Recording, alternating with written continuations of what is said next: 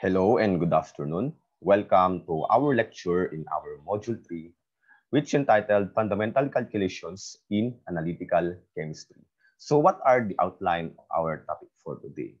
We are going to discuss the concept of density, temperature, and mole, which are the fundamentals for our concepts of stoichiometry and the properties of solutions calculations. So puro calculations ulit tayo in our module 3 and with some concepts involved. Siyempre, di-discuss din natin yan. Okay, now let's start our discussion proper.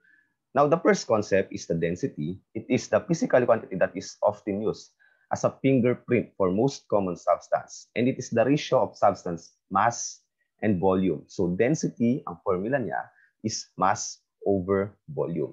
And also, it is related to specific gravity by the equation equals to the density of the substance over the density of the standard substance na nandun doon.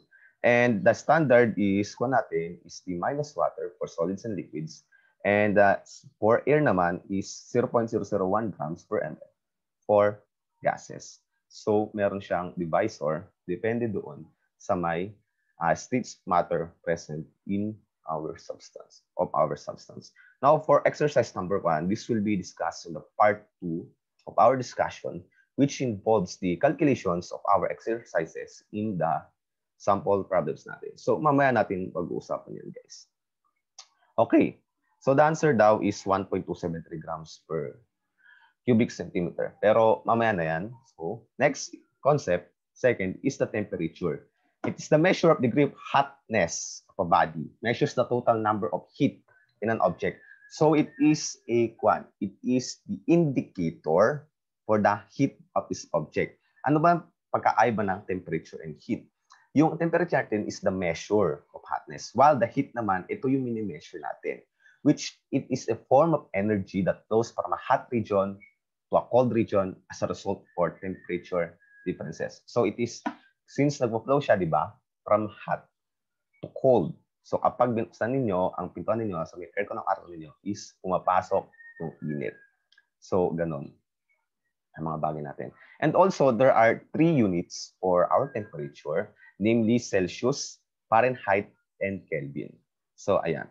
And these are the boiling and freezing point of water at different temperature scales. Okay. So, 100 degrees Celsius for Celsius, 373.15 Kelvin for Kelvin, and 212 degrees Fahrenheit for our natin. Okay.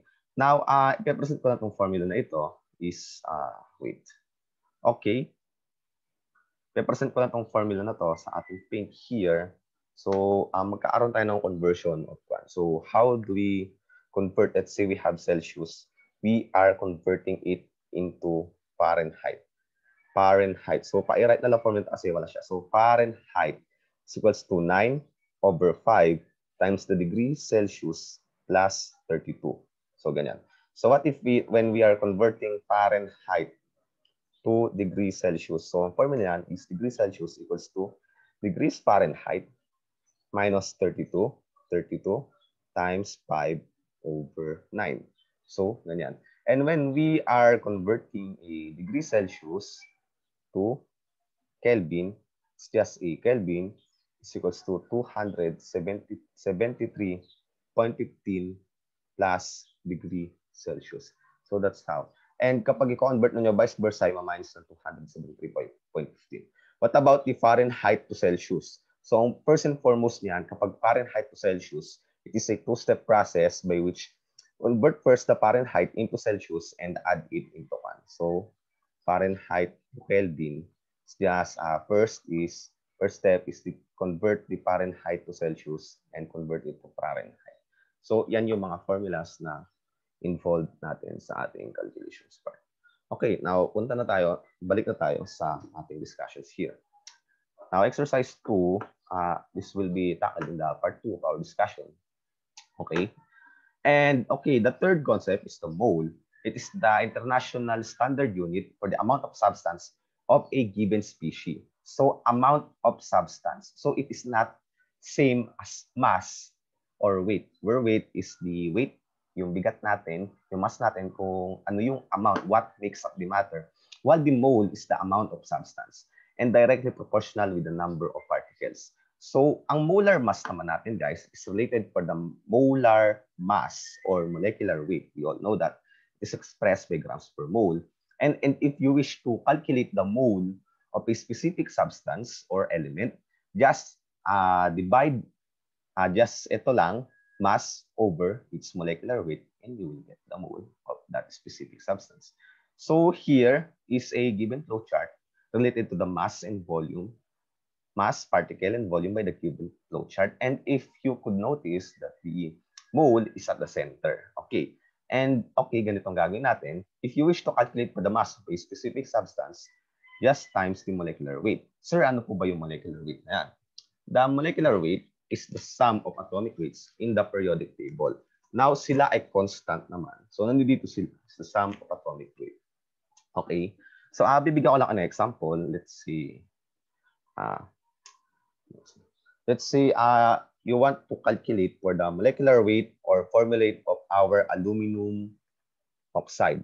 So, ano-ano ba yan? So, ano ba muna ang atomic weight ng ating aluminum? Ano ba ang atomic weight ng aluminum natin? Sabi dito sa periodic table, that is 26.982. So, 26.982 with the unit of grams per mole times 2. Sir, bakit times 2? Kasi meron siyang subscript na 2. And for the atomic weight of oxygen here, that is 15.99 grams per mole times 3.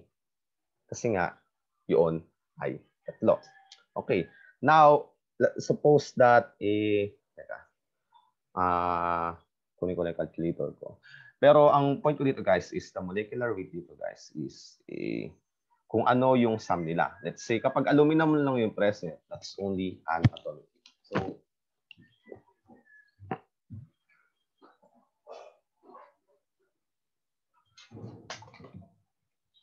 calculate lang natin kung paano mangyayari. That is 26.982 times 2 plus 15.99 times 3. So therefore, ang molecular weight ng ating natin, kinuha ko na yung sum, that is 101.934 grams per mole. So yan yung molecular weight natin. Now, pwedeng natin i-related sa may moles natin. So ganon, times the molecular weight in order to gain the mass. Now, if you want to convert naman yung mass to mole, just divide it into its molecular weight. And for the particle, ano ba tong AN na sinasabi dito? It is the Avogadro's number. The AN is always constant, guys, which has a value of 6.022 times 10 raised to 23 atoms or molecules, depende sa may particles na present, all over mole. So, ganyan yung Avogadro's number natin. And if you wish to calculate for the number of particles of the mole, specific mole, just multiply it into a Avogadro's number. And vice versa, kung gusto nyo malaman yung number of moles ng specific particles natin, just divide it into a Avogadro's number. So, and doon sa may molar volume naman natin, it's just a mole. Ito ay kina-calculate at STP is only depende sa may present na natin. Depende sa may present species natin. Let's say, ang volume natin is 22.414 liter. So, ganun. Nakadepende rin. And so forth. So, here, it's just a example here. Calculate the number of moles in a 655.65 grams of calcium sulfate heptahydrate. So, mamaya na yan. So, ganyan. So, that's it. Okay, let's proceed to the problem. And ayan. Okay, now since na natin, yari na tayo sa mga fundamental concepts ng stoichiometry such as the temperature, density, the mole, and the mass and particles. Punta na tayo sa ating main topic, one of our main topics in our module 3, which is the stoichiometry. Okay, stoichiometry is the molar relationships between substance in a specific chemical reaction. So, ibig sabihin natin is a mass here, don't save na lang, specific mass, and given by the guided by the given flow chart below. So we have a given substance, convert into mole the given substance, times their mole ratio in order to know the unknown substance equals to the unknown substance. So, ganun. And exercise number 4, okay. Kunin na natin yan. Let's skip this part again. And we have this answer. The exercises will be discussed again. Ay, sasabihin ko ulit. Doon siya sa may part 2 ng ating lecture. So, ayan, involves some exercise. And also, punta naman tayo sa may our second main part discussion of our module 3, which is the solutions. Okay, solutions can be, it is a homogeneous mixture, mainly composed of solute and solvent. You all know that. The solute, yun yung nadi-dissolve, and solvent, yun yung pang-dissolve. And generally called aqueous solutions when the solvent used is water. So, ganun. And there are also types of solutions. Kunwari, okay, bibigyan ko ay pa natin specific examples. Let's say the sodium chloride here, guys. The sodium chloride here, okay, that is a solid, and dinissolve niya siya sa may water. Excuse me. So, ito ay magiging sodium plus chlorine. So, this one is aqueous, and this one is aqueous. Pero hindi pala ganyan. Let's say, kung natin is a sodium chloride in a solid, tanggalin nito, sodium chloride in a solid. Now, kapag yung sodium chloride natin is naka-state here in the subscript as aqueous, it is understood that it is dissolved in water. So, it is a solution na nakalagay sa tubig natin. Siya ay tunaw. Ito naman ay solid na ginagamit natin for our condiments, mga pagkain natin. So, ganun. And ano bang pagkakaiba niya sa may ating liquid sodium chloride? Ito yung sodium chloride na tinunaw natin. Is a liquid. So, hindi siya dissolved. So, yun yung distinction niya between the other substance. And then there are also types of solution based on their physical state on the final mixture. We have the solid solution, which are, ano bang common example yan? Yan yung mga alloys natin. Liquid solution, ito yung mga liquids natin na nakadissolve sa substance. And gaseous solutions na usually nakikita natin. Ang common example nito, guys, is yung ating airs in the atmosphere. It is a gaseous solution because it composed of 78% nitrogen, 21% oxygen, and so forth. Ganun natin. And depende rin sa may amount of dissolved solute. We have the isotonic, hypotonic, and hypertonic. So it is applied in our biology. And usually ang common example yan is dun sa may cells natin, sa mga cells natin. So and based on the, also, okay, there are 3 classifications kasi of types of solution based on the physical state, amount of dissolved solute, and lastly, for the concentration of a certain standard. Meron tayong unsaturated, saturated, and super saturated. So ano bang pagkakaiba niyan? Okay, dito sa may natin, kunwari, meron tayong baso. Ano bang pagkakaiba nito mga to? So let's say meron tayong baso. Okay, may lamang tubig. Tapos meron tayong sodium chloride. Tinunaw ninyo yung sodium chloride natin. So natunaw lahat. Natunaw lahat yung sodium chloride natin. So that is therefore a unsaturated. Kasi natunaw lahat eh. Ang solubility kasi is given is the amount of solute that can be dissolved in a given amount of solvent. So therefore, this one is unsaturated. Now, meron ka ulit isang baso ng tubig. Nilagyan mo ng sodium chloride. Nilagyan mo ng maraming-marami hanggang sa may nakikitaan ng solids dito kasi wala nang natutunaw. That is a saturated. Na-reach niya na yung kanyang saturated part kasi nakabase tayo sa may concentration. Now, kunwari naman, meron tayong isang baso ulit ng tubig. Nilagyan ninyo ng sodium chloride here. Okay, nilagyan nyo na nilagyan hanggang sa may mga powder dito. And then ngayon, pinakulo nyo siya. Hinit ninyo. Siyempre, matutunaw itong mga sodium chloride natin. Matutunaw yan. Okay, contains a sodium chloride aqueous solution. Okay, now kapag bumalik na siya, at let's say this one here, ito ay 100 degrees Celsius and this one is 25 degrees Celsius. So natunaw lahat. And kapag bumalik na siya sa kanyang at room temperature, bumalik na siya, that is a super saturated. Kasi yung natin is, I think magkikrystallize yan base dun sa may experiment na napapandaan ko sa may general chemistry natin. So mga ganun. Super saturated. May magpo-form na crystal dyan. Kasi nga, masyado nang marami o mas marami na yung solute na dissolve sa may solvent natin at specific temperature. So that's the common example of unsaturated, saturated, and supersaturated solutions. Okay. Next naman natin is the solubility. Discuss ko ito kanina. Refers to the maximum amount of solute in a given amount of solvent at a given temperature. So nagmamatter yung temperature and amount ng solute natin in the given amount of solvent dun sa may solubility natin. Okay, ang common example nito guys is, kunwari lang, this is just an hypothetical example that in 100 grams of water, ang nadidissolve lang is only 1.4 grams of sodium chloride. Again guys, this is just an hypothetical example. Okay, so ganon, ibig sabihin, meron ka ng idea at 1.4 grams in 100 grams of water, yun ang saturation point niya. So that is A1. So yun yung nagmamatter doon sa may solubility natin. Yan yung tinatawag na solubility. And nagmamatter din doon at 25 degrees Celsius. So nagmamatter yun.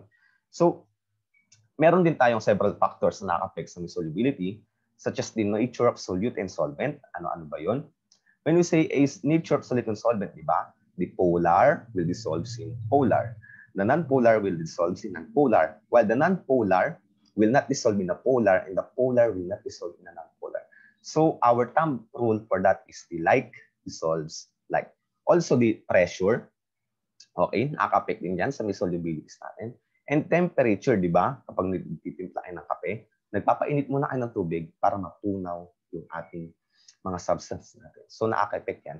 And also degree of agitation. Ano ba yung degree of agitation? Ito yung paghahalo. Okay, kunwari, meron kang mainit na tubig, naglagay ka ng kape. Matutunaw ba agad yung kape?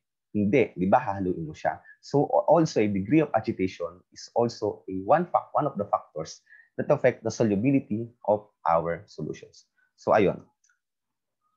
Now, punta na tayo sa may concentrations of solutions. Sir, ano po ba ang concentrations of solutions? It is also analogous to kung yung mass natin ay may grams, yung length natin ay may meters, inches, and yung mga natin, yung mga pressure natin is meron tayong atm and Pascal. Also, the solutions is meron din mga units. It is the units, guys. Okay, so ano-ano ba yung mga yon? Okay, the concentrations of solutions expressed in terms of percent, there are many types kasi. Ayan, meron din tayong express in terms of parts and mole-based concentration. Okay, there are three types. The percent, parts per million, and mole-based concentration. Okay, when we are going to calculate for the percent of solutions, it's just the amount of solute all over the amount of solution times 100. So that is the percent solution. Next is the parts per million, also known as the mass of solute in milligrams of solute, all over in a liter of solvent. So it is a solute and solvent base. Now, another term for the mole-based concentration for our third, which is our third type in the mole-based concentration of solutions, ang isa doon is yung ating mole ratio. Okay, ay mole fraction, sorry. Is the mole ratio between the mole of a certain component equal to the total moles in the solution and is equal to how many moles of component I all over the total moles in solution. Mamaya, magkaaroon tayo ng mga calculations regarding about that. So next, the mole fraction, also expressed in a mole percent. And molarity is molarity is the ratio between the moles of solute dissolved in a given volume of solute. So moles solute all over liter of solution. Next is the molality, okay? Anormality, okay, equivalent of solute all over in liter of solution. Mamaya magkakaroon tayo ng calculations regarding about that. Kung paano ba mag-calculate ng mga molarity and normality. Okay, also pwede rin siyang molarity times the A, depends whether acid, base, or salt. Depende yan. So, next naman natin is denoted by small m, which is the moles of solute all over mass of solvent in terms of kilogram. So, it is a moles per kilogram. And preparation of solutions, okay, kung gusto nyo mag-prepare ng solutions natin, from our stock solutions na usually ginagawa ng mga ends natin, you can use the dilution formula, which is given by the formula of C1B1 to C2B2, where C1 is the stock solutions concentration, C2B1 is the stock solutions volume, and C2, desired solutions concentration. and B2 is the desired solutions volume. So mga ganon. And we are now going to the sample problems natin na i-discuss natin sa ating part 2 of our lecture na medyo mahaba-haba. Okay guys, so that's it for the concepts of the fundamental calculations of analytical chemistry. Those are the concepts. And see you on the part 2 which involves more calculation. So kung gusto niyo makasabay sa akin is just kumuha lang ng calculator, scratch, and ball pens. So thank you for listening guys, and I hope you learned something. See you on the next part of our lecture for our portion 3. And goodbye.